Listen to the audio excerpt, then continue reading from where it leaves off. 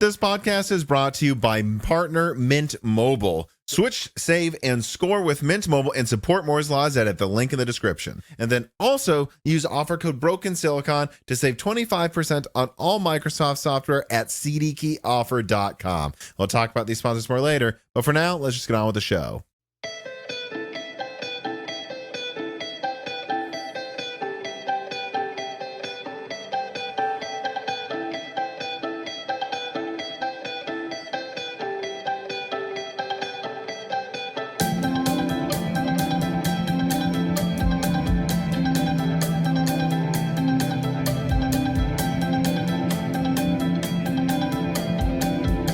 Welcome to Broken Silicon, a gaming hardware podcast. I am your host, Tom, and today I'm joined by my co-host, Dan.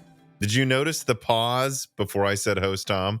Yes, I wasn't sure if you're going to throw another curveball at me and make me come up with something on the fly. That was intentional. Oh, I thought my curveball was just doing that slight pause and then waiting to see if there was a little twitch in your face, and there was. I'm like, oh God, here we go again. Welcome to Broken Silicon, a PC hardware and gaming podcast, and subtle torture of my co-host, Dan. Dan, yes. How are you doing, Dan, despite the torture? Pretty good other than that, I suppose. You? Good. I've been in a good mood lately. Got a motorcycle. Have a shed that I'm working on, and I realized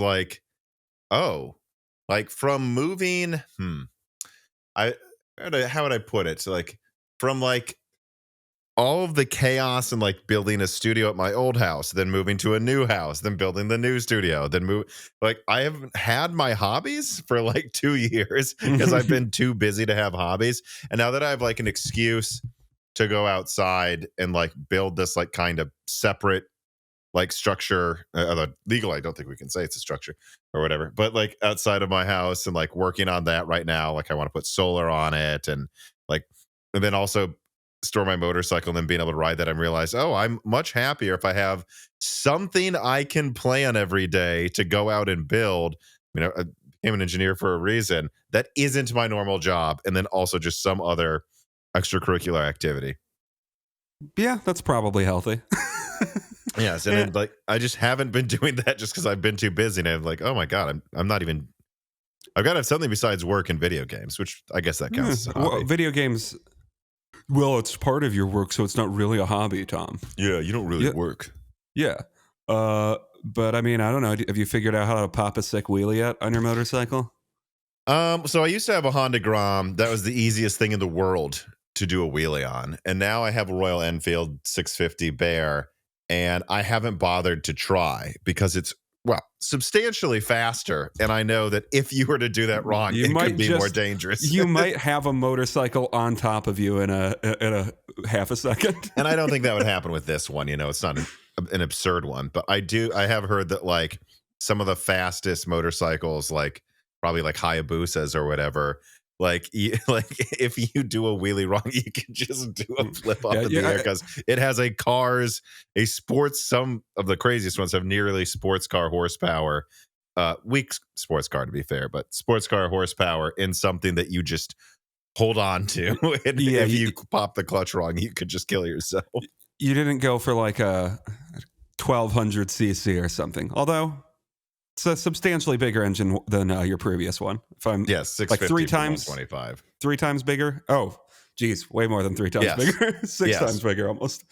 I will say, and I think it was the right choice about that size. It is very fast. I think it goes 0 to 60 in 5 something seconds. But the funny thing is, now that my girlfriend's got into it too and rides with me sometimes, surprise, the speed is a lot lower when there's 2 people on something like that. And I'm few years, 5 years, I could see going to an 1100 or something like that, just for that reason. But again, it was the right choice to go with something in between the powerful ones and the lack of all power that I used to have. And the basically as strong as a dirt bike ones, I guess. A weak dirt bike. Well, I would say weak dirt bike, actually, about a dirt bike, yeah. But moving on. This is a gaming hardware podcast, allegedly. So let's motorcycle could be considered gaming hardware if you race it. It's a game. Oh. Computer Gaming Hardware Podcast. Thank you for the interjection, Dan. But moving on to corrections, which you can write in if you support us on Patreon. Nuts Cracked writes in and says, in Die Shrink 144, Tom, it was in all caps, you have the gall to not include the R9 Nano in your hierarchy chart. I love that card. It was fun to tinker with. The best $120 I spent on eBay. I don't remember when that was, but I think they flooded the market in 2018-ish. Yeah, I think I did a video in the first year of this channel where I'm like, the best card you can get right now is a Fury Nano for $100 on eBay. I think that was like, oh yeah, there was a period of that where the Nano was awesome.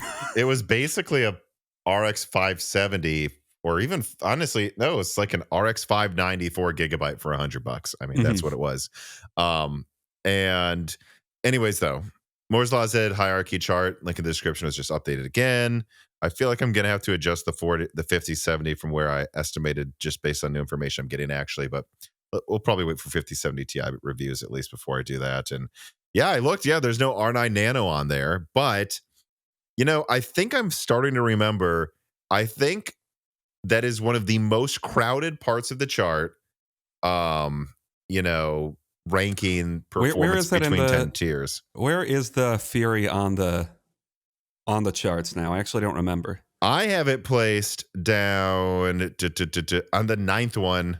Okay, 9 that's out what of I would have 10, guessed. which is considered entry-level gaming. Now, a large portion of that, it would have used to have been maybe even a tier above that or at the top of the tier, but the Fury hasn't aged as well as Polaris, relatively speaking.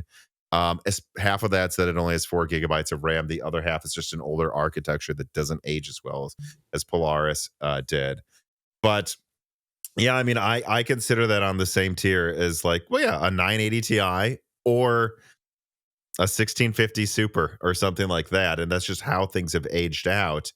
And I do remember, though, why I didn't put the Nano. I believe I didn't have room at the same sub tier at one point, and I went, the Fury and the Fury X are within 10% of each other anyways. The Nano's between them in performance. What am I mean, I wanted to put Fury X / Fury / Nano, and maybe I will do that eventually, but I was like, these are all basically the same performance. The Fury X is a little stronger.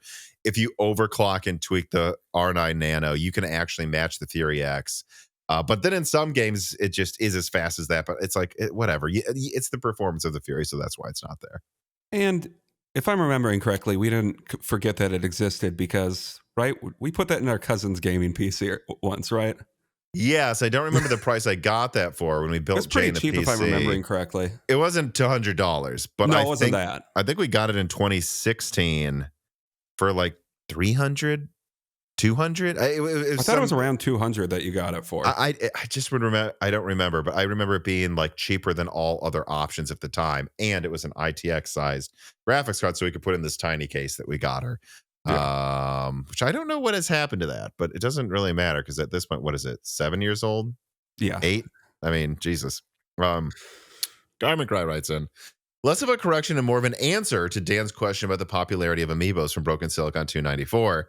From my observation of Nintendo people, most don't care. And I don't remember, I think there was some consternation around if the Switch 2 can support Amiibos because, whether or not it has like an NFC reader. Yeah, and it was just unclear to me how popular Amiibos actually were. If I had to guess, it would have been like similar to like Funko Pops, where it's like there's probably an avid community that's not that big. So what Carbon Cry says, at least, is that most Nintendo people don't care. Many of them don't even know what Amiibos are by now. They were much bigger in the Wii era, apparently. But to the few that do care, they care a lot, disturbingly much, arguably. Amiibos are, for them, precious collectibles. And Carmen Cry says, I think that's all you need to know about just how crazy some people are over insanely overpriced plastic dolls. Well, we all collect some things, Carbon Cry. I mean, one could argue it's goofy. I collect plastic graphics cards behind me, but that is more expensive than a Funko Pop or Amiibo collection, I suppose. From what I'm getting from this, and again, this isn't me saying if I think this will happen or not, but it sounds like Switch 2 not having Amiibo support wouldn't be the craziest thing. Although, yes, there would be some people that freak out. There would be some people that get mad, and if I'm remembering correctly, my main takeaway was it's pretty cheap to continue supporting them. So If I had to bet, I would bet they did, I guess. If nobody's using them, I can see why you would axe that functionality eventually. I mean, what are some things that Sony or I'm trying to think of like other things removed. Well, actually, this isn't the same thing. I'm just thinking of this now. Like the PlayStation Vitas, I thought it was cool, the back touch screen, but like the thing that also meant that you could never port Vita games to Oh yeah. anything else. Or Like you you could have get to be around the touchscreen thing, but the back touchscreen, there's no way. Yeah, that was a bold idea Sony went for, especially for a device they didn't want to sell. Yeah. But I bet Sony would say, now we get to remaster it and sell it again. So let us move on to the first story here. Story number one. Nvidia RTX 5000 supply remains a joke amongst new reports of instability. First quoting here from Tom's Hardware and then getting onto some editorialization. Just a few hours into the embargo's lifting, we saw virtually every RTX 50 GPU fly off the shelves almost instantly. Newegg reports that its RTX 50 inventory evaporated in 20 minutes, when most GPUs were already gone in the first 5. Just 2 days before launch, even Nvidia admitted themselves stock outs may happen. A weird way to say that. And then we've seen scalpers proudly offer these GPUs at 2 to 3 times the MSRP on marketplaces like eBay as well. And so, yeah, this should come as no surprise to Moore's Law Z viewers that the RTX 5090 and 5080 are so unobtainable that some people have joked there might have been more 5090s in the hands of reviewers than in stores. This is something this channel leaked a long time ago. Micro Center was sold out in 30 minutes. Newegg is doing their supply alert tweets like it's 2021 again. And in Japan, there is a lottery for 5090s and 5080s, and there are sketchy eBay listings for guaranteed slots. That's interesting, to buy Cool. Blackwell, supposedly given to employees at some retailers. Oh, and the entire 5090 Founders Edition supply for Germany, Netherlands, Austria, and Denmark got scalped even before the launch. So, in other words, the 5090 and 5080 paper launch turned into a complete bloodbath. The usual launch buying fever was strengthened by uncertainty over tariffs, and Nvidia decided to trickle the bare minimum supply. It doesn't even look like a solution is on the way either, at least not anytime fast. For now, Nvidia is hiding behind the Chinese New Year, right, which would slow it down even more if there would be a resupply. But retailers like Overclockers UK, who are no strangers to supply issues as they ran out of the 9800 X3D during its launch too, expect new stock of the 5090 within 3 to 16 weeks. 16 weeks. Okay, 4 months. Great. And new stock of 5080s within 2 to 6 weeks. Yeah, that's what I've heard. And this is just for the next shipments. They couldn't even commit to fulfilling all pre-orders with that next shipment. Meanwhile, alongside the usual, and to be fair, rare issues like 16-pin meltdowns, the RTX 5090 and 5090D seem to be having problems with PCIe. Early on, the problem was seen with FE models, but it seems the latest drivers have expanded the issue to AIB models as well. Awesome. So far, the cases are consistent in that they are issues with PCIe signaling. Usually downgrading the link to PCIe 4.0 solves the issue. Something Vex talked about he had to do, and me and him thought it might be his riser, but Nope. now I think he ran into an issue other people were talking about. But there have been some cases where people said they had to step all the way down to PCIe 2.0, which definitely would hurt performance. To be clear, this is a developing story, and we don't know nearly enough about the prevalence, the likelihood, or even the cause of the issue, although this is something we aren't used to seeing from NVIDIA launches for at least a decade if this is a widespread issue. And it does make this writer wonder to himself if NVIDIA just cared so little about gamers this gen that they completely phoned in even testing their cards before launch, let alone providing enough supply. All right, Dan. So to say it's been a bad launch is I've had sources say to me they think this is the worst NVIDIA launch they've seen in their lifetime. I mean, what do you think? Yeah, it's got to be NVIDIA's worst launch I've seen the entire time I think I've been in gaming, PC gaming. It sounds like hyperbole, but like I can't think of a worse one. This seems worse than Ampere. Yeah, I mean, I'm going back. I would say Kepler would be the first launch I really. No, I guess. And I mean, look, most things sell out in electronics when they launch, but you could get one. It wasn't crazy, and I believe its launch drivers are fine. Well, yeah, that was also one of the main stories on like Hardware Unboxed podcast recently. So they're talking about supply issues. It's not like this is a isolated thing that only we're talking about. It's very clearly the case, and I know it was joked in your write up or in the Tom's Hardware that like a substantial number of these cards might be in the hands of reviewers. Well, it's probably not true that it's the majority. It might actually not be an In some insignificant number. regions, I Yeah. don't know. Like, I don't know how many of these cards get sent out, I know but Vex got one. yeah, I mean, there's YouTube a channel with decent. like 120 or 130 something thousand subscribers. So they sent them out to a lot of reviewers. Of course, not us because we Yeah. leak Nvidia stuff, so they hate us. But I mean, that is actually possible given that some micro centers don't seem to have even gotten any, and most got, or did all get single digits, or most get single digits. I guess you probably can't comment on that, but for micro centers, yeah. well, to a certain degree, it's public and you can kind of track it. My memory, because a Moore's Law fan did track this, was that I saw like several micro centers got zero stock. Most got single to low double digits. And I think like Okay. one in California, or I don't know if it was in Texas or whatever it was, got like 60, which is a okay amount of launch supply, although still considered somewhat low. Yeah. So clearly, this is being released in maybe the lowest numbers we've ever seen in our time as PC gamers. And then you add on top of that the numbers are just completely underwhelming for the 5080 and 5090, ending the speculation we had on the last episode that, well, what if it's just some weird scaling issue with the 5090? No, it's not. The 5090 actually might be better for at the tier it's at than the 5080. And then on top of that, there's just new driver issues that Nvidia has, from what I can tell, not had as big of a problem with as they did in like the Fermi days. So yeah, this is all bad. And if there's no end in sight, I don't really see how Blackwell is going to get any better until tariffs start really impacting prices. Yeah, because like to compare Blackwell to Ampere, Ampere had crap launch supply. I mean, but like to my memory, the 3090 had like below 10,000 supply at launch, which a good launch is like 1 to 200,000. Mm-hmm. And I don't know what the 3080 was. I want to guess 20, 30,000. I actually don't remember the number off the top of my head. And then the 3070, though, I was told maybe 120,000. So not great, especially considering the demand, but not bad. 3060 was like 30, 40,000, which is very bad for a lower mid-range card at the time. And here, I mean, it sounds like the 5090 had like maybe 5,000 globally, 5080. I don't know if I had to guesstimate 30,000, so less than the 3060, which people said was a paper launch.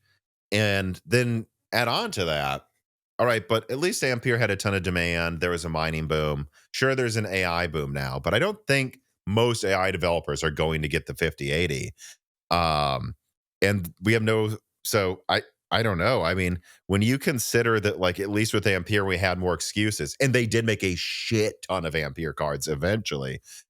There's no evidence of resupplies right now, and there's tariffs, and God, Nvidia, I keep hearing suggestions is possibly, allegedly, I don't have proof, don't like stuffing the channel in China however they can through Singapore or Hong Kong or something. I don't know. Like, I wonder if this could be like one of the worst generations ever.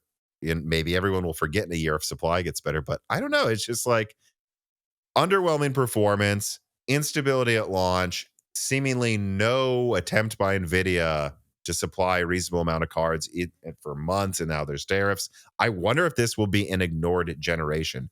Again, because of all of it. Nvidia doesn't care. There's no supply. There's no evidence there will be.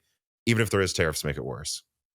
Yeah, I mean, there's been a bunch of jokes like the 5090 and 5080 are actually 4090 and 4080 Ti's, and it's warranted. Like, the Super moved the needle more on the 5080, at least price performance, than the 5080 does, because at least it was a 20% increase in price performance. Here, we're charging $1,000 for the same price, and it's not really $1,000. It's back to that same issues they had with Ampere, where I don't know, it's probably selling for $1,400 if you're doing well. They're almost doing launch. Arguably they are. They're doing Lovelace pricing, but now the MSRP is fake. Yeah, this is catastrophically bad. Then, yeah, and unless we start seeing bigger resupplies, I don't even know why we talk about this as a real product. Like, we've had that discussion before. Like, what number of cards need to exist for you to consider this a real product? And I don't know. That's barely there right now for Blackwell. Yeah. Karma Cry writes in. People rave about NVIDIA's great drivers all the time on Reddit, and it's always saying they never have issues. But even with Lovelace, I have to say, personally, I've had a terrible experience. Blackwell driver issues, therefore, do not surprise me at all. I've had very few issues with my Radeon 7 comparatively. Since I switched to the 4070 Ti, it's just been a nightmare. Browser crashes. Hardware acceleration is when it's hardware acceleration is enabled. Screens turning off a second, then turning back on. I've heard about that one online a lot. Games that never crash, suddenly crashing now about every 10 hours. But will Blackwell drivers issues change the perception that NVIDIA is great? Finally. I think it's all relative, but I will say if RDNA 4 has rock solid drivers, I think more, and if FSR 4 impresses, I do think both of those have to happen. But if they did, I think the perception may start going away, and people may just say, "Hey, AMD and Nvidia have comparative drivers." I think it could happen. Yeah, I mean, if both of them happen at the same time, especially if AMD actually has decent stock at launch, I could see an inversion start to happen because to an extent, like perception is driven, by how many people actually have it, and if way more people have 9070 XTs than 5080s, and more people are going to think about like, well, this is what a ton of people are just going to say, well, I've had a pretty positive experience with AMD drivers. And if there's not really any Blackwell cards out there, maybe that won't alter public perceptions that much against them. But yeah, I mean, I don't know if you keep seeing on review days or in videos like AMD has strong drivers now, Nvidia's drivers are iffy, and a bunch of people have AMD cards, then yeah, I don't see why public perception wouldn't start to flip. Yeah, Uh, and I think I think we could juxtapose that with when AMD took a lot of damage to their drivers yeah. perception, because my experience 15 years ago or 20 years ago was that they're basically the same. I know people will complain about AMD, but Fermi had god awful drivers. Some eras, Kepler was pretty solid, I believe. But there were bad Nvidia drivers, and AMD. I never had issues back then with AMD drivers. I had no clue ever what people are talking about. Maybe it's an HD 4000, 3000 thing, which I didn't have, but Yeah. I just don't remember it. And then that just continued and continued. And I think for the most part, NVIDIA continued to improve. But then RX 5000 took some market share from NVIDIA, was really popular. And that's the one a few months after launch, they had bad drivers. And Hmm. so that's where I think were that to not happen, and little stupid things like professional apps weren't supported on RDNA 2 for like 4 months after it came out. Like it still was a rock solid card. It's just some apps weren't supported. Little things like that. And that was also a popular series for AMD as well. Like, were those to not happen when they had a popular series, then I don't know that there would be this perception to this day. And so, yeah, look, if AMD hits a home run and they take market share with RDNA 4, yes, I think that could turn things around. But again, if no one buys Blackwell, maybe you don't hear the forest falling and the tree falling in the forest, right? If no one's around. Yeah. I guess the other thing, I'm curious if people are in their heads somewhat conflating like or is their software being behind with bad drivers, where it's like, I don't know, I haven't bought an AMD card in a while, and I vaguely remember the drivers are reading that drivers on AMD are worse, and then look how behind on certain software features they are. I'm sure it's true. Like Mhm. I could see that partially being what's driving this perception, because I do think it's been a false perception about AMD for a while. Not that they never put out a bad driver. So we've complained about a bad driver they've put But out I've had before on the drivers I've had to roll podcast. back with the 4090 or something. I mean, it happens. Yeah, but that's what I was getting to is I don't. There's never been a time where it's been like for an incredibly long time it's bad driver after bad driver. There have been a couple bad drivers in my time using AMD's GPUs, but it's not like they consistently don't work. Yeah. Yeah. And I guess I will say I actually really haven't had to roll back or update much with NVIDIA drivers unless Windows breaks something. But Yeah. I use the studio drivers, so I don't upgrade my drivers often for games, and I only use studio because that's much more important to me than the new 5% optimization from Nvidia. But all right, well, let's continue the Nvidia celebration train with story number 2. RTX 5070 Ti and 5070 performance leaked again in a recent Moore's Law said live stream. Quoting here from a source that I referenced in the video, and then moving on to editorialization. The source said the 5070 Ti is ending up around 5 to 10% faster than the 4070 Ti Super and Raster, and 8 to 15% faster in ray tracing. And also, supply looks to be very limited, better than the 5090, but still not remotely enough to meet demand when it launches on February 20th. The RTX 5070, well, it looks pretty bad. Maybe these aren't indicative of the average, but this is the source talking. I saw a couple benchmarks suggesting it's only 10 to 20% faster than the 4070 in raster and barely faster in ray tracing. Oh, and it looks like it will indeed launch in early March next to RDNA 4 is probably the plan. And so, yep, the bad news for Blackwell doesn't end with the top end. In a recent update from the channel, the 5070 Ti and non-Ti, there's a lot more bad news disclosed. The 5070 Ti at least does look like it will have an edge over its predecessor if it has a higher ray tracing uplift than raster. That will be a welcomed update. But again, we must note that it is still very weird that it's somewhat similar performance to a predecessor despite having a new architecture and much faster memory.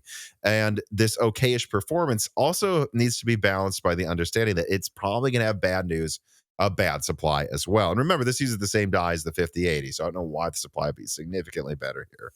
And again, while we're told that the supply is better than the 5090, I mean, what doesn't have better supply than that graphics card? But moving on, let's look at the new 5070, the new value king. Well, perhaps it might have some decent supply, but the performance sounds really grim. From the few benchmarks this source had access to, and it was just a few to be fair, the 5070 seemed barely faster than the 4070. No, not the Super. And so it sounds like it has, I don't know, 7800 XT or 7900 GRE performance, which right now you can get the 7800 XT for less than $500. And just remember, this will be compared to a 9070, not the XT, the 9070. And I mean, that should beat it soundly, considering it sounds like it will have 7900 XT raster performance and 4070 Super ray tracing. Those cards will meet in reviews in March, and it could be brutal if AMD doesn't decide to increase MSRP in response to NVIDIA's horrible launches. Yeah, I hope not. And one thing that will be interesting to note is if in AMD with the 9070 matches the 5070 in ray tracing. That'd be crazy. Or beats it. And I don't know what else there is to say. This is just, grim for NVIDIA. And I don't know, like, from my perception, they could easily price the 9070 XT at like $650 now and get away with it. And me and you were talking about that last night. Yeah, like I mean, if we're just looking at it, like the 9070 XT could almost be like, if you're trying to compare it, like while looking at reviews, I mean, they're benchmarking the 7900 XTX. It's probably a little weaker than that. Like, we already know mostly what it's going to look like, and at the right price, they're just it's a little funny that like this entire narrative we've had has been, well, AMD is only going for the mid-range this generation, and I suppose they still are, but the mid-range is, I guess, a 5080 because NVIDIA completely failed to execute on the perceptions that they were building up. Yeah. And they were really going for that perception. Like, they called the 5070 a 4090. They're pricing it at $550, which is slightly more aggressive, slightly more aggressive than their prior generation, I suppose. But then they were really aggressive with the 5090, I shouldn't say aggressive. They were really milking with the 5090 by making it $400 more than the 4090 ever was at. So I don't know. Like, this is a weirdly confident NVIDIA for a generation they shouldn't be confident in. Yeah. And now a quick word from our channel partner, Mint Mobile. Hey there, it's Ryan Reynolds, owner of Mint Mobile. Enticing, right? That is enticing, Ryan. Well, please make sure you clean that up in the yard. What a funny neighbor to have out there. Great guy. say hi to Blake for me. I got to do the ad, though, for you. So, anyways, this piece of content is brought to you by Mint Mobile. It's honestly been a very long time since I've looked around at phone plans, but I kind of had to in preparation for this ad. And when I did, I have to admit that some of Mint Mobile's competitors, and I'm not supposed to mention them, but some of them, they just don't want you to see what you're paying for. But not Mint Mobile. They tell you what things cost, what you get, and what limitations there are in a very upfront manner. And that's probably because they know they have nothing to hide, and that's really their greatest selling point. You can get a family plan and a family plan, switch to or from a solo plan, and upgrade it mid-month as you need on whatever phone you already own. And yeah, that's the benefit of Mint Mobile. It's great pricing and flexibility to do whatever you want. And you know what? If you click that link in the description and sign up, it actually does help me quite a lot. It helps this channel a ton since I'm partnering with them. So you're not only helping the channel, you're also helping yourself if you go to the link in the description. Support Moore's Law is Dead by signing up for Mint Mobile today.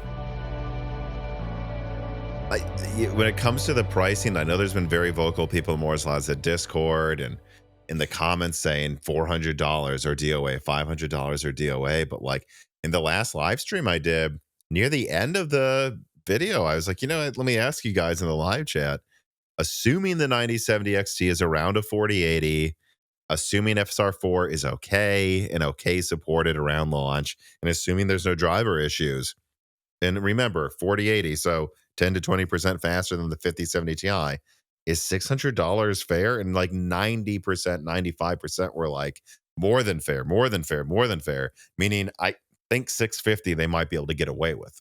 I still think 600 is a significant number to stick to, but at 650 the argument's pretty easy to make. People, they're like, we're faster than the 5070 Ti, and we're $100 cheaper than the 5070 Ti, and if you want something with ultimate price performance, although this is better than everything else Nvidia is selling price performance wise, then the 9070 at 500 or even 550, it's faster than the 5070 by like 20%, maybe even including ray tracing, and has more RAM. It's hard to argue that AMD couldn't get away. And importantly, you can't buy Nvidia.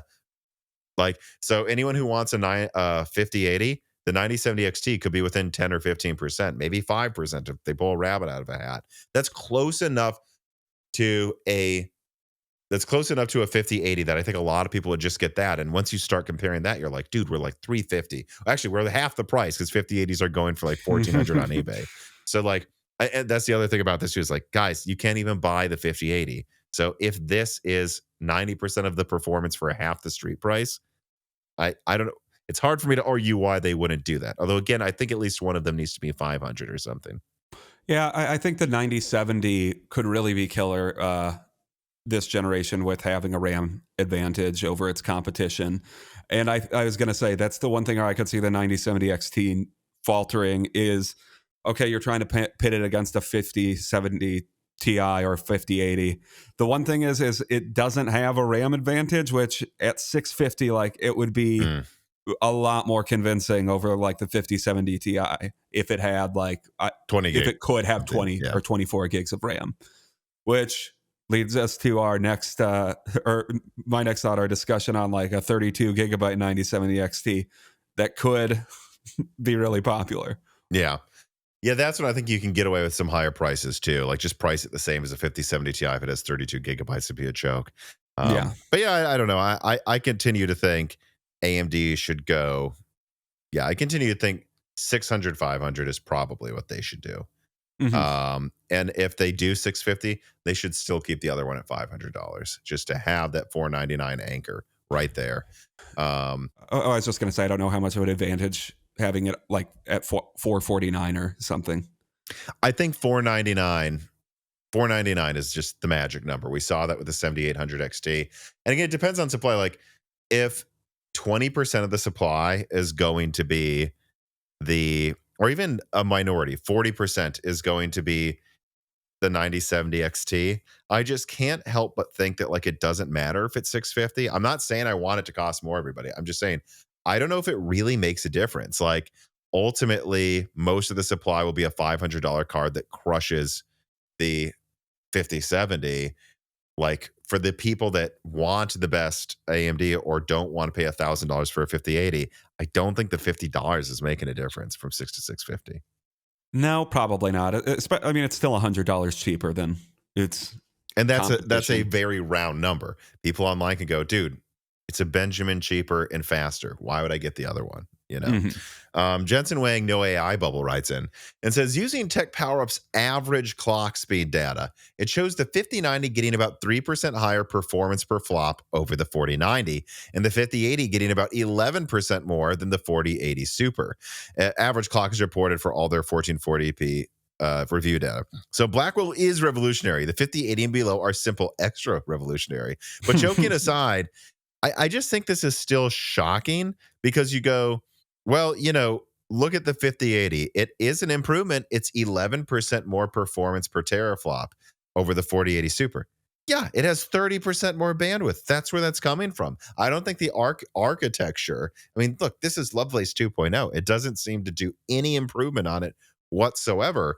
And the fact that, again, the 5090 almost doubles bandwidth and gets 3% more performance per teraflop in games, that's nuts to me. I would expect at least 15, 20%, 30. I don't know. Yeah, I mean, at least they bought that GDDR7. I don't And know. again, it's like, should they have just used GDDR6? Who knows? Yeah, maybe it's just not benefiting at all from the greater bandwidth. I don't know. And again, you know, and they're like, oh, well, there is a efficiency improvement. It's like 10 to 15% more efficient at the same performance. It's like 10 to 15% GDDR7. Every new GDDR has new power saving features. And the node, I'm told, is like 5% better. I mean, I don't think Blackwell does anything really for improving power consumption here. I think it's just the RAM's more advanced, but node slightly better. Yeah. That's what it looks like, at least. AI Hollow Knight. No, we're just saying No. we're saying Hollow Knight writes in and says, assuming you only had the current Blackwell dies and couldn't make new ones or change them in any way, how should the GPUs have been named in your opinion? Should the 5080 have been called the 5070 Ti and have no 80 class GPU this generation? I mean, honestly, in my opinion, like if I were to redo the lineup, I would have made the 5090 $2,500. I don't get why they're pretending it's 2,000. It's not. It won't ever be.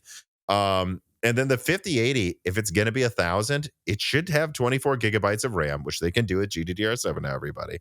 And then they should have pushed it to 400 watts. I don't know if you've seen these reports, Stan, but apparently it overclocks very well. Like you can get 10, 15% more performance out of it. So yeah, make the stock clocks higher, push up the TDP a little bit and give us something 15% faster with 50% more RAM. At $1,000, that would have been a much more interesting uplift to the 4080 Super. And then the 5070 16 gigabyte, I don't think it should be called 5070 Ti. I think it should be called the 5070 16 gigabyte, $700. I think the 5060 Ti should be what the 5070 is at $500. Again, stop, like Nvidia. You sold the 4060 Ti 16 gigabyte for $500. Stop pretending this is a 5070. Just call it the 5060 Ti and flex that your 60 Ti is competing with AMD's 70. And I think that, 5060 12 gigabyte should have been GB206, 400, and go on and so forth. Like, I think there should have been quite a few differences here. And again, the naming should be moved around. I just don't get why you pretend it's a 5070. It's not. It's a 5060 Ti. At best, you could easily argue it's a 5060. Yeah, they're pushing the whole like that. They want the 80 class to be over $1,000 or $1,000 now. And this is a really tarnishing of their ability to do that because the 5080 doesn't really offer anything the 4080 Super doesn't, aside from more fake frames. Like it's not that much stronger, and it doesn't even go for like a higher amount of RAM. It's just uninteresting. I like, if you're a person that owns a 4080, I don't know why you would go to a 5080 from there. And I would bet a lot of people that own 80 classes are the people that buy every generation. I mean, 3080 even. I don't know. Like maybe then it looks more convincing, but yeah, the 5080 is just a tarnishing of the 80 moniker that they're trying to push. Because at least with the 4080, as much as I was very critical of it when it was announced, I have to admit when I tested it, I was like, oh, this doesn't feel like it's in the same tier as the 3090 at all. This is way faster while not Mhm. consuming a lot of energy. And then you go, actually, I don't hate this. I just think it should be cheaper. It just shouldn't be $1,200. With this, it's like you're just rebranding. It's not the same as rebranding, but you've seen gamer. Well, it has almost the same CUDA core count actually, but people arguing this is a rebrand of the 4080, and they almost did it. They like I really thought they might do that too with Blackwell. Like they almost did it. They had gamers accepting $1,000 for the 80 class. So do it. Just put 24 gigabytes on it. Like it's the same thing they do with Pascal. They put the 1080 at like $700, and then they're like 8 gigabytes of RAM though, and everyone accepted it. They would have Mhm. given it 24 gigabytes. I think people would have accepted that the 80 is now 1,000. But I now think people go, you're seeing a lot of these videos pop up. It's really a 5070, and I don't know that 2 generations in a row of tarnishing the 80 brand is really an issue Yeah. here. Oh, yeah. It does. It is 2 generations of it, I suppose. Um, but all right, let us move on to the next story. Story number 3. RDNA 4 confirmed to be launching early March. Quoting first from Frank Azor, who is AMD's consumer and gaming marketing head. He said, RDNA 4 early March. Now from Lisa Su. Our focus with this generation is to address the highest volume portion of the enthusiast gaming market. Notice they say enthusiast now. With our new RDNA 4 architecture. RDNA 4 delivers significantly better ray tracing performance and adds support for AI-powered upscaling technology that will bring high-quality 4K gaming to mainstream players when the first Radeon 9070 series GPUs go on sale in early March. And a week or so ago, I also was told that early March should be when it launches. And so there we go. RDNA 4 is launching in seemingly, was it like 4 weeks from now? And AMD's decision to push back the RDNA 4 launch, once panned, now seems to look like a masterstroke after NVIDIA's bungling of Blackwell launches. Also, remember, we all said Zen 5 should have been delayed. Maybe they're taking the advice, everybody. The RX 9070 XT and non XT seem to offer competitiveness against the 5070 Ti, destruction of the 5070, and hopefully good supply, at least for what AMD is capable of. And now we have solid confirmation the cards will launch indeed very soon. So I don't know if there's much to discuss, but this certainly, I think, should be its own story. I mean, they've confirmed it. This thing is not launching at the end of March. It's coming pretty soon. Yeah, I know. I do just love this year in in AMD graphics card news, where it's like there. I guess it also coincides a little bit with like the Switch 2, where it feels like a lot of stuff like is just the markets having to respond to leaks publicly, or it's like, Hmm. well, everybody knows that it's the 90 series and there's no real official announcement, but we're going to announce we're going to announce RDNA 4 through a series of very weird tweets. Mhm. I don't know. I just think it's funny. Yeah.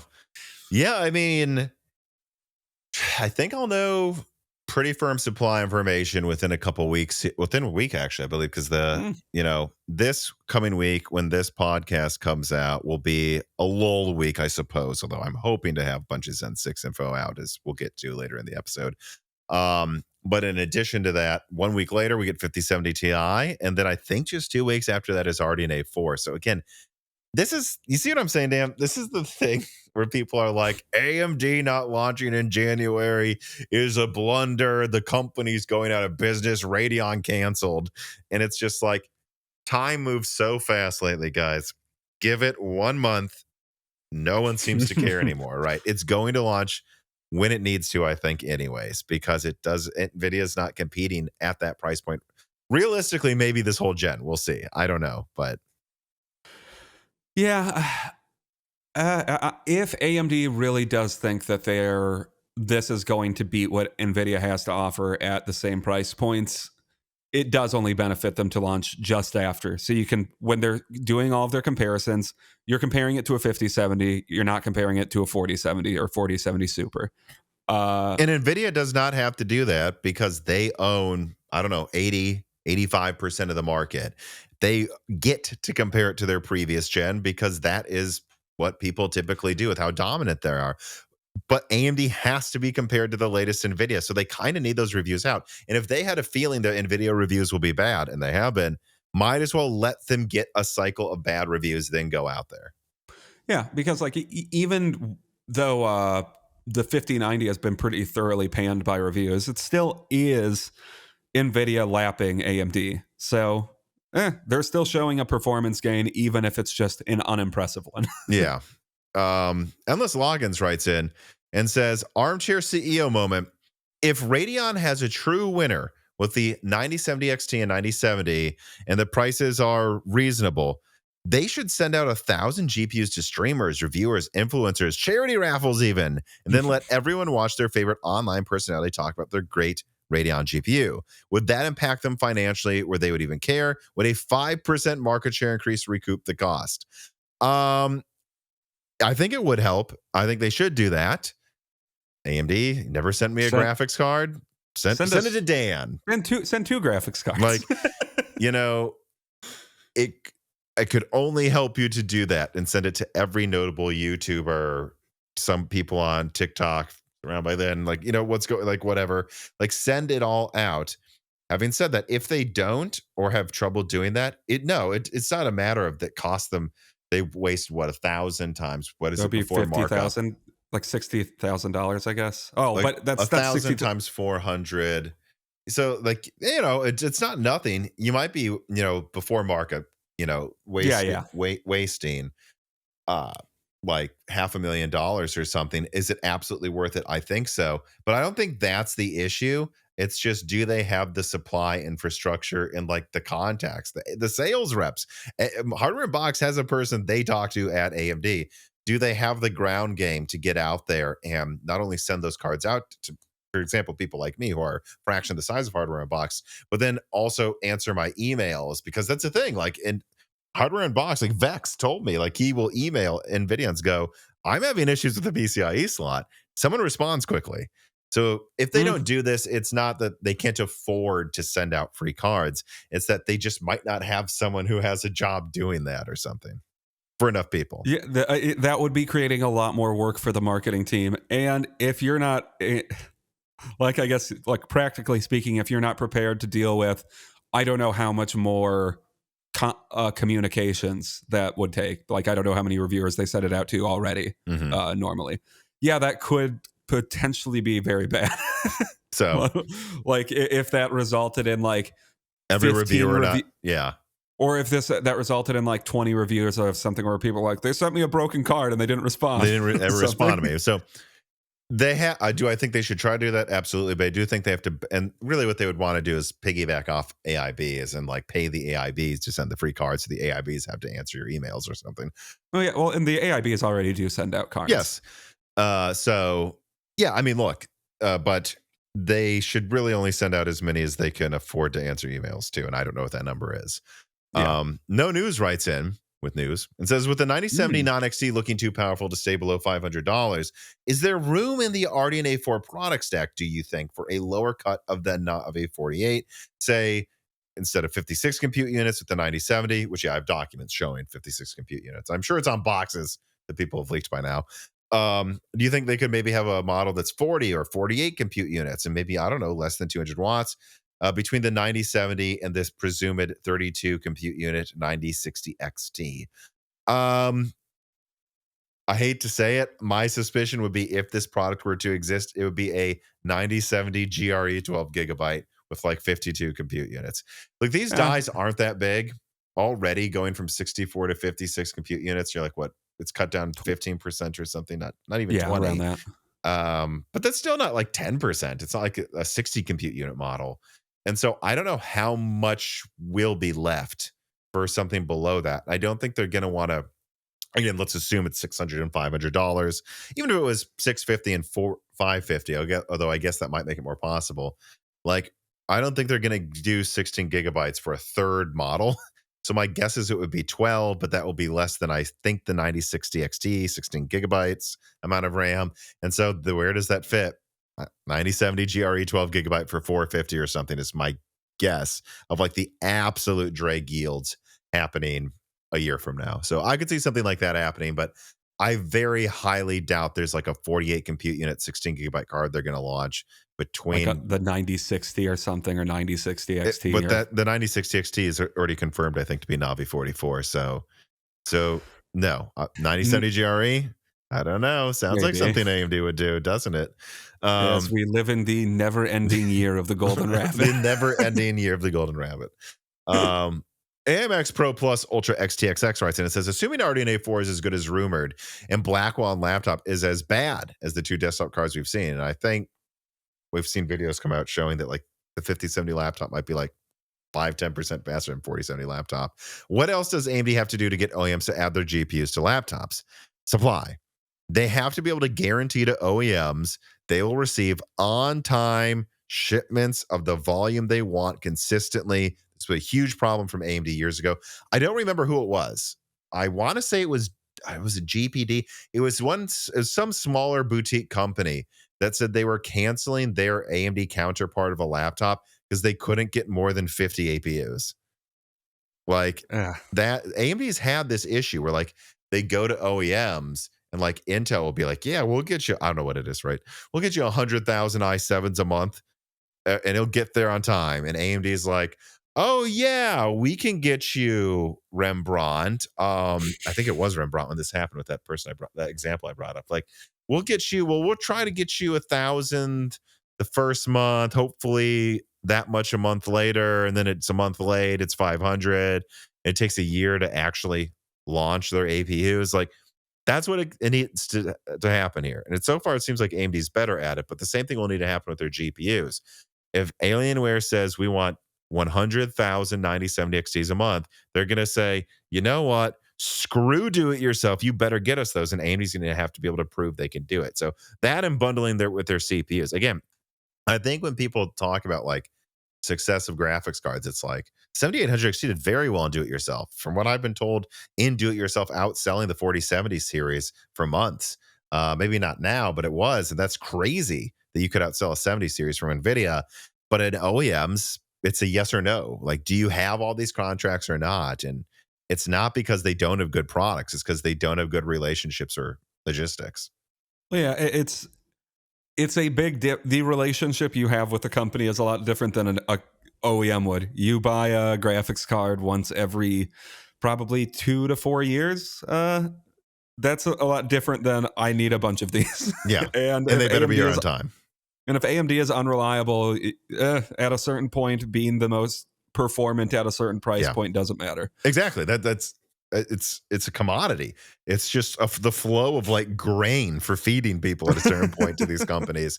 And I remember which OEM it was. I don't remember, but they were like pissed off at AMD for a year because they're like, we had this deal we wanted to sign and they just couldn't get it to us. And we're like, screw it, we'll use Intel CPUs. I mean, they will ship them to us and they will ship more because no one else wants them and they're breaking. And so they had to make more. But right. Let us move on to a rather exciting story here with story number 4. 24-core Medusa desktop reconfirmed. Man, Medusa APU picture. Quoting Tweakdown, quoting my video. In his latest video, leaker Moore's Law said spoke with industry sources that said AMD's next-gen Ryzen CPUs and APUs will feature 12 cores and 24 threads of Zen 6 on a single chiplet, meaning dual chiplet designs like the 9950X, the 9900X, and who knows what it will be called, the 10950X, the 4090 AI HX, I don't know. But whatever the desktop AM5 variant will be, we'll have 24 cores and 48 threads total versus the current 16 cores and 32 threads. And then Medusa Halo APUs that succeed Zen 5 6.6 Halo point to much higher core counts and better cores as well. And that needs to be noted. The uplift we're talking about here, going from 4 Zen 5 plus 8 Zen 5C to 12 Zen 6 full no C cores. I think in multi-threading, I don't know, guy. I mean, I think you're looking at, just if it was still C cores alone, I would think at least a 20% uplift. Yeah, I think you're probably looking like a 40% multi-threading uplift here. It's crazy. And furthermore, get ready for a lot more news about this soon because we have more information coming about the exciting Medusa family. That's right, family. Just to be clear, Zen 6 seems to have 2-core chiplets in development, at least right now. We've already leaked the massive 32-core server chiplet that will be used with Venice, but now we can confirm the Medusa consumer chiplet. The 12-core die should be used across all consumer segments, laptop, including Point, 2 of them for 24 cores, and Medusa Halo, and 2 of them for 24 cores, and Medusa Ridge. We also know what Medusa Point will look like. It isn't monolithic. It has that 12-core chiplet and a large I/O die / GPU die. Overall, it's about 20 to 30% bigger than Strix Point, despite being on newer nodes, possibly 2 nanometer, by the way, for the core chiplet. And this suggests that there is a massive NPU, by the way, for more TOPS, or finally, perhaps some infinity cache for the APU. Again, most of this, besides the early picture, just confirms earlier information, but more is to come. So yeah, make sure you guys subscribe to the YouTube channel and turn notifications on, because I just showed you in the recent live stream an early version of what we are putting together for the Medusa leaks. I've got more of those and much more final versions of those coming with more details as well. So, Dan, 24 cores on desktop, 12 full cores on laptop. Unless it's Halo, then it's 24 cores. Excited? Oh, I'm very excited. I'm curious how all of these are I'm very curious how AMD is going to respond to, or how they're going to segment this now that there's an actual expansion. Like, is it just going to be 24 cores? Does this like packaging kind of make 16 cores out of like obsolescent? Like, what core configurations are we going to see? Is the 12 core the most sought after one for gaming next time around, rather than the 8 cores? Will 8 cores really make that much sense with 12 core chiplets? I don't know. Yeah. There's a lot. Well, I think this is something that we discussed heavily before. Like, how do they do this? My suspicion is they will again, assuming they use the same naming scheme, although I don't think they're going to. But this might be a time to this might be a time where rebranding is actually kind of smart, because it just shakes up, like this could completely shake up like how they've been branding everything for the past several years. So maybe a new branding strategy is necessary, although I hope it doesn't include AI. I think it will. Well, I think what it's all going to come down to, because I mean, as much as it's a little silly sometimes looking to have so many numbers in a name, I think Ryzen 9 10950X or 10960X is assuming what I would do for the 24 core. Sure. I think that sounds much better to me than what I would assume instead would be like what AI. Oh God, I don't want it. AI 9, probably 495 HX. But again, that sounds mobile. So 495X probably. Yeah, that's what it would be. Yeah. AI 9 495X or something like that. 496X, I don't know. But what I suspect they will do is the 24 core is just going to be at a new tier, whether it's called the 109 whatever. No, that makes sense. And so I don't think they would call it the 10950X. Could be wrong, but I think they would go 10960, because 60 usually denotes 24 cores. And I think that's not going to be $600-700. I think that's going to be $800, maybe $900. They're going to be like, sorry, here's 24 cores for $900. And they're like, 10 to 20% faster than before, with significantly better gaming performance in some of the latest games, because now you have 12 cores on one CCD. And then what I wonder what they would do, though, is when I suspect this is what they would do, there would be like a 20 core maybe that is the 10950X for like the previous pricing tier, basically like 700. So 900, 700, and then maybe 500 for 16. I guess, will they even do 16? Hard to think. Yeah, that's what I was wondering. Like, will it make sense to do 16 cores still? And then you call that the 10900X for like $500, or probably $550. And then probably 600. And then you'd probably go to a 12 core with Vcache for 500. That's the question, though. Or do they just do 600 for that? Because I don't know what to tell you guys. I think they could get away with it. The problem they'd have to worry about is the addressable market. Like, is the enthusiast gamer willing to pay $600 for the best gaming performance? Yeah, but it is nice that the X3Ds are usually $450 to $500. That's right at that price level where I think mid-range people are willing to buy the best as well. Yeah, if they could do something like that for $500, I think you would see a lot of really positive reviews for like an X3D, or they're pushing the price a little bit over what the 8 cores were previous gen. But with those added 4 cores, I could see a decent benefit to gaming with that, and without there being a latency penalty. My guess too, again, we're talking 12 core chiplets, is what, yeah, I'm rephrasing. My guess is they'll do like 900 for 24 cores, 1,000 for 24 cores with Vcache. Sorry, I Mm. think that's what they do. Um, and then they would go to like 700 for 20 cores, and then like 600 for 12 cores, one CCD with Vcache. And then my guess is the 10800X3D, Oh, yeah. 10 cores with Vcache. I think that's something that I put in a short as well. Like, because I think the slightly disabled still adding Vcache at that $500 price point and so on. That's my guess though, but because there's a lot of options on the table now with what they're doing.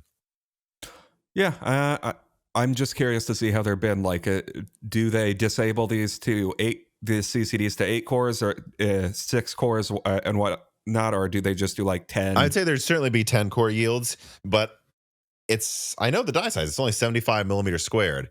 So that's, I believe, what is that? I think that might be smaller than Zen 3's Yeah, CCDs. so I mean, it might just be that 8 cores might become the new 6 cores, and 6 cores might just go away. Yeah, and yeah, I'm trying to think of any other options too. And yeah, like, would they make a cheaper 3 nanometer CCD, right? That's 8 cores, and that's what they do for the low end? I don't know. Like, you have to Mhm. wonder if they would do stuff like that. But I can't see them having 6 core CCDs that would be cutting a 75 millimeter square die in half. I don't think they'll have those yields. And even 8 cores, remember, that would be a third of it disabled. Yeah, so that would be more than going from 8 to 6 cores. Probably some 8 core yields, but I don't think a lot of them. Not many. Yeah. Yeah. So besides that, I don't know what else there really is to say. I guess one thing I forgot to mention is, will they call them the AI 9, like 495X on desktop? Probably to match Intel's naming scheme, but I have to say they might be able to, because I know the IO die for Medusa Ridge is bigger than before. I think they're packing Mm. quite a lot in Medusa Ridge's 24 core package. And I do wonder if that's because now they do include a decent enough neural engine in the IO die. And if they do, that's where they get to call it the AI or whatever. I guess I don't know if it has like 100 tops or something. I don't know. I guess My guess is it's not much bigger than the last one. So my guess is they're just going for 40, or like the bare minimum to be able to say you have it. Although, Okay. depending on how good RDNA 5 or UDNA, whatever it is at compute in the IO die, you got to wonder, this is something brought up by Carbon Cry and the Moore's Yeah. to me behind the scenes. It's like, if it has the compute functions we think it will have by UDNA per compute unit, it's conceivable 10 or 12 or even 10 UDNA compute units at a decent clock speed could maybe hit 40 tops. And if they could, why have a neural engine? Just make the integrated graphics I could. And by the way, if it had even 10 like RDNA 5 compute units, we're looking at what, 30, 50 performance or better in the Mhm. IO die. It might be worth doing that alone, just so you can say we don't need to make super low end cards anymore. Heck, you could even take the yields of that and some of those and maybe use that for laptop. Yeah, it would be funny if there was like just a 2-year period where they were putting NPUs in AMD APUs. Well, I think they still would on laptop where power consumption matters, right? Yeah. But I don't think it would make. I think on desktop where power consumption doesn't matter as much, graphics cards work fine for doing AI, Mhm. and you could save die space by just doing that. So I don't know. Much more to come about this, but any other thoughts about, I mean, we've basically known this stuff already. It's really the picture that's probably the biggest deal.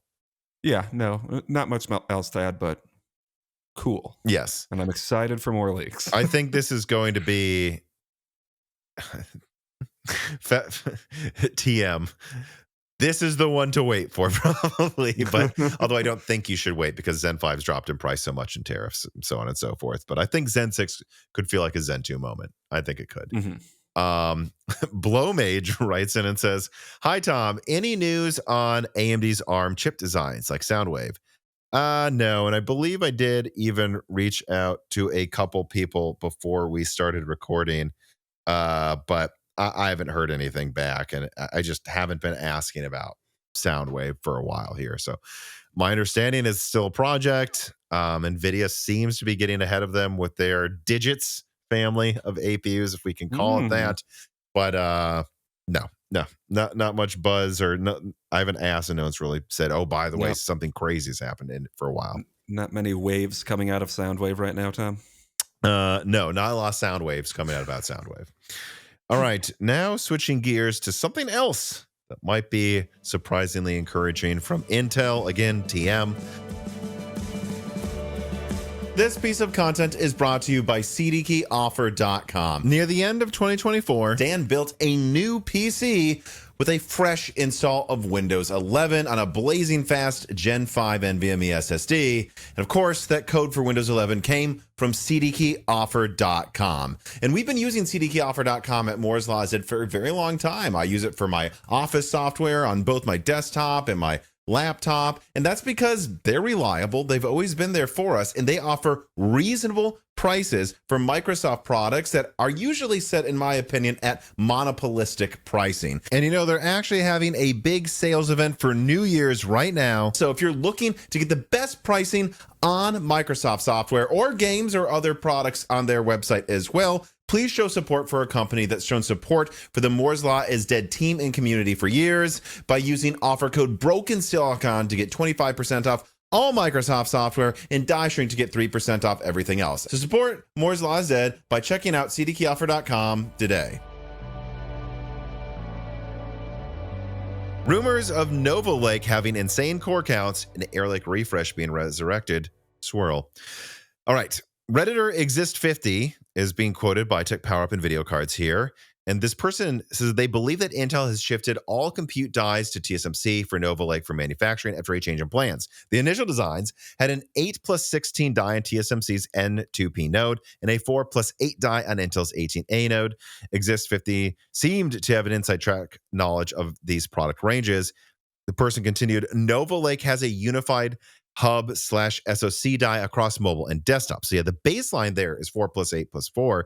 There's at least one more die for mobile. The flagship desktop chips configuration could feature, therefore, as many as 16 performance cores and 32 E cores due to tile reuse. In other words, using 2 of the 8P and 16E core dies together for one massive desktop product. In other news, Intel was also said to be working on an Air Lake refresh, an upgraded version of the existing desktop and mobile CPUs, specifically the S and HX variants for high-end laptop. Initial rumors, including ones out of this channel, by the way, everybody, suggested that Intel might double the core count for efficient SkyMount cores to 32, resulting in a product with 40 cores with 8 line cove and 32 efficient. However, those plans were eventually scrapped, something I believe this channel exclusively leaked.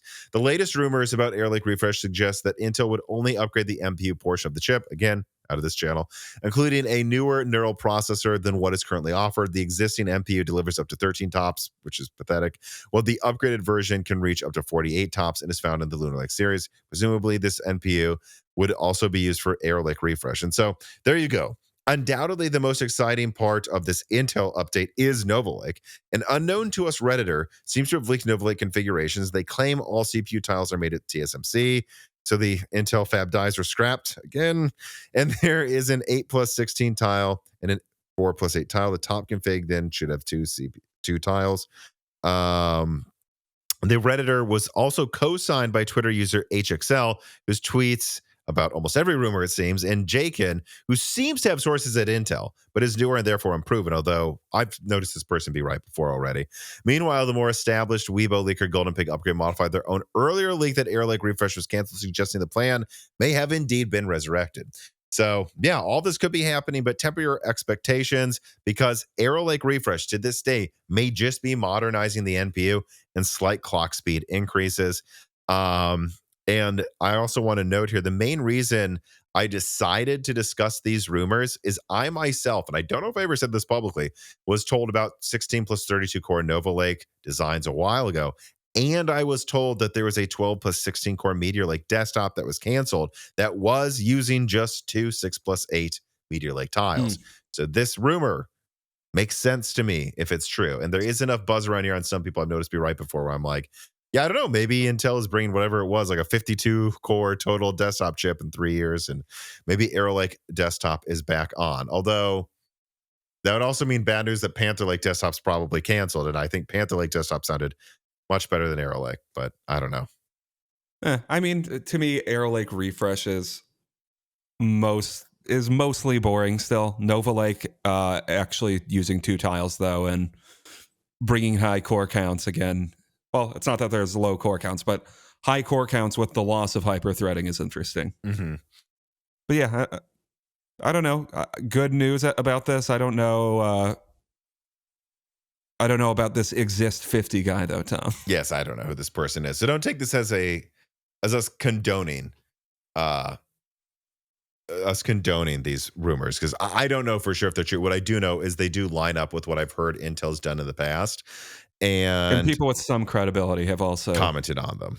Yeah. So and when it comes to like how good these would be, oh boy, let me think. I think Arrow Lake refresh, assuming it is still just 8 plus 16 with a better NPU, I think it's really going to be uncompetitive. I mean, it'll be launching next to Zen 6, presumably. Even if it's before Zen 6, who cares? I mean, the 9950 X3D is going to beat this overall and be cheaper. Like, who cares? But, and then Zen 6 will bury this. But, you know, for Nova Lake, it's hard to say because I don't have performance estimates for Zen 7 yet. I think Zen 6 will be 10 to 20% faster with 50% more cores and new features. That's a big deal. But I think this is the type of thing Intel needs to do if they want any chance of taking back any crown anywhere. So, yeah. And Tom, with that new NPU, people are going to be smashing that Copilot button constantly. Oh, God, we always use the Copilot button, guys. I would use it more, but I don't have enough tops for it, Tom. I know. So that you could still just run it in the cloud half the time, pretty much. Anyways. All right, let us now move on to the final story of today, story number 6. We have got to talk about the state of tariffs on computer hardware.